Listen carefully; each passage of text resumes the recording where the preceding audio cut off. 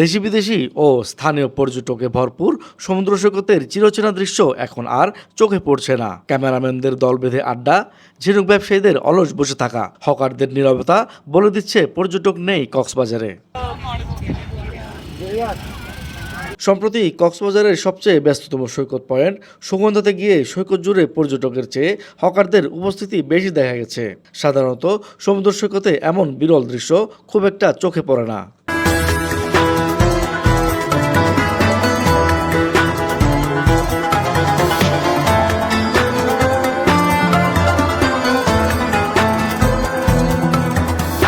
যে গত কয়েকদিন ধরে নির্বাচন গেছে, নির্বাচন পর্যন্ত আপনার এখানে একদম পর্যটক শূন্য হয়ে গেছে। কক্সবাজারে কোনো পর্যটক নাই বললেই চলে।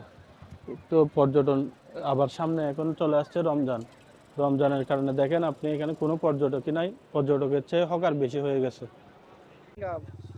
আজকে আমাদের 700 টাকা হয়েছে। টুরিস্ট নাই, লুজাইছে টুরিস্ট নাই। আমরা মানে টুরিস্ট সালকে 2500 3000 টার্গেট হয়, 2000 হয়, আধা মাদানে চলে যায় 1700-2800 টাকা নিয়ে। এরকম টুরিস্ট নাই, রোজা এখানে টুরিস্ট নাই, কম বেশি। কিছুদিন আগেই শেষ হয়েছে ত্রয়োদশ জাতীয় সংসদ নির্বাচন, আর এই নির্বাচনকে ঘিরে দেশের মানুষের মধ্যে বইছিল ভোটের হাওয়া। আর সেই হাওয়ার প্রভাব পড়েছে কক্সবাজারের পর্যটন শিল্পে। নির্বাচনের কারণে পর্যটক আসেনি কক্সবাজার। তার মধ্যে রমজান শুরু হওয়াতে আরও কমে গেছে ভ্রমণ পিয়াসীদের আনাগোনা। একেবারে নিরবতা, মানুষ সবাই বাড়ি বাড়ি চলে গেছে।